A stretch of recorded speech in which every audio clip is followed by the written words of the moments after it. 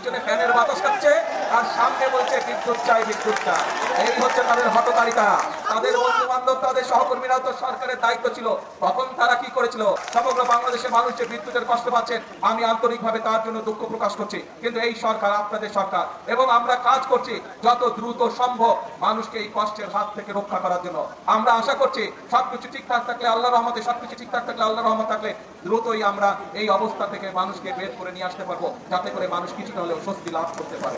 ফ্যাসিবাদকে এই দেশের মানুষ এই দেশ থেকে বিতাড়িত করে দিয়েছে। সেই ফ্যাসিবাদ বলেছিল 1 মিনিটের জন্য বিএনপি সরকারকে শান্তিতে থাকতে দেব না, সেই 91 সালে বলেছিল। এবং তারা বিভিন্ন অরাজকতা সৃষ্টি করে সেদিন চেষ্টা করেছিল সরকারকে ব্যর্থ করে দেওয়ার জন্য, কিন্তু 91 সালেও বাংলাদেশের মানুষের সমর্থন ছিল বিএনপির পাশে, সেই জন্য সরকারকে তারা ব্যর্থ করতে পারেনি। প্রিয় ভাই বোনেরা, একই রকম আওয়াজ ইদানিং আবার আরো কিছু রাজনৈতিক দলের কাছ থেকে শোনা যাচ্ছে, সেই শব্দ পাওয়া যাচ্ছে। আমরা দুদিন আগে দেখলাম একটি রাজনৈতিক দলের কিছু সদস্যরা প্রতিবাদ করছে গ্যাস দে বিদ্যুৎ দে। হারিকেন সামনে নিয়ে বসে আছে, দেখেছেন ছবিটা? পিছনে কিন্তু এখন ফ্যান চলছে, তাদের পিছনে ফ্যানের বাতাস খাচ্ছে আর সামনে বলছে বিদ্যুৎ চাই বিদ্যুৎ চাই। এই হচ্ছে তাদের হটকারিতা। ছবিটা ভালো করে দেখেন, পিছনে ফ্যান ঘুরছে, ফ্যানের বাতাস খাচ্ছে আর এইদিকে কেরোসিনবিহীন হারিকেন নিয়ে বলছে যে বিদ্যুৎ দেয় বিদ্যুৎ দেয়। প্রিয় ভাই বোনেরা, এই হচ্ছে তারা, তাদের বন্ধু বান্ধব তাদের সহকর্মীরা তো সরকারের দায়িত্ব ছিল, তখন তারা কি করে সবকিছু ভালো করে দেখে শুনে আমাদেরকে নতুন করে করতে হচ্ছে।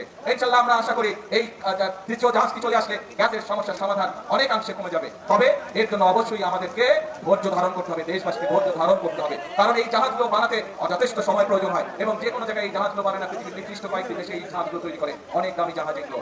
আমরা চেষ্টা করছি, আমরা কথা বলেছি, আমরা চাইনিজদের সাথে কথা বলেছি, তারা দ্রুততার সাথে চেষ্টা করছে এই জাহাজ তৈরি করে নিয়ে আসতে পারে বাংলাদেশে। এর মধ্যে আপনি দেখেছেন দ্রুততার সাথে আমি মালয়েশিয়ার প্রধানমন্ত্রী জনাব আনোয়ার ইব্রাহিমের সাথে কথা বলেছিলাম যে সহযোগিতা দেওয়ার জন্য, গ্যাসের সহযোগিতা দেওয়ার জন্য। তারাও চেষ্টা করছে আমাদেরকে সেই সহযোগিতা দেওয়ার জন্য। প্রিয় ভাই বোনেরা, আরেকটি দলের নেতাকে দেখলাম যে উনি কোথায় জানি গিয়েছেন এবং বক্তব্য দিচ্ছেন, তাকে বলে মানুষ শুধু ধরে যে গ্যাস দেন গ্যাস দেন, গ্যাস নাই গ্যাস নাই। হ্যাঁ, আমরা তো অস্বীকার করছি না যে গ্যাসের সমস্যা আছে, তবে তার উদ্দেশ্যে আমি বলতে চাই, সেই নেতাদের উদ্দেশ্যে আমি বলতে চাই যারা মঞ্চে বসে পিছনে ফ্যানের বাতাস খেয়েছে, সামনে হারিকেন দেখেছে, সবার উদ্দেশ্যে বলতে চাই বিএনপি জনগণের কাছে জন্য কাজ করছে।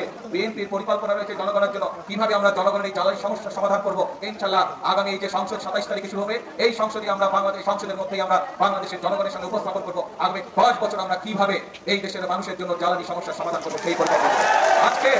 আজকে এই সকল রাজনৈতিক দলকে পরিষ্কারভাবে আমি বলতে চাই, আপনারা যদি মনে করেন অতই জনগণের প্রতি আপনাদের দায়িত্ব আছে, তাহলে আপনাদের পরিকল্পনা নিয়ে আসুন জনগণের সামনে। আপনাদের পরিকল্পনা যদি আগামী 3 মাসের মধ্যে সমস্যার সমাধান করে দিতে পারে, তাহলে আমি আপনাদের পরিকল্পনায় গ্রহণ করব। তাদের প্রতি আমি চ্যালেঞ্জ করে দিলাম, যেই বিদ্যুতের সমস্যা রয়েছে, যেই গ্যাসের সমস্যা রয়েছে, সেইটি সমাধানের জন্য তারা যদি সরকার থেকে ভালো কোনো পরিকল্পনা নিয়ে আসতে পারে, যে পরিকল্পনা আগামী 3 মাসের মধ্যে, বাদ দেন 3 মাস, আরো 3 মাস আমি তাদেরকে দিলাম, যদি 6 মাসের মধ্যে তারা সমস্যার সমাধান করতে পারে, তাহলে তাদের প্রত্যেকটি পরিকল্পনা আমরা বাস্তবায়ন করবো। সব বিভ্রান্ত রাজনীতি বাদ দেন, সেই সব হটকারিতার রাজনীতি বাদ দেন, আসেন জনগণের জন্য কি করতে পারবেন, কি পরামর্শ আপনাদের দলের মধ্যে আছে সেটি জনগণের সামনে তুলে ধরেন, কি পরিকল্পনা আপনাদের মাথার মধ্যে আছে যা জনগণের উপকার করবে, যা দেশের মানুষের উপকার করবে, সেটি জনগণের সামনে উপস্থাপন করেন।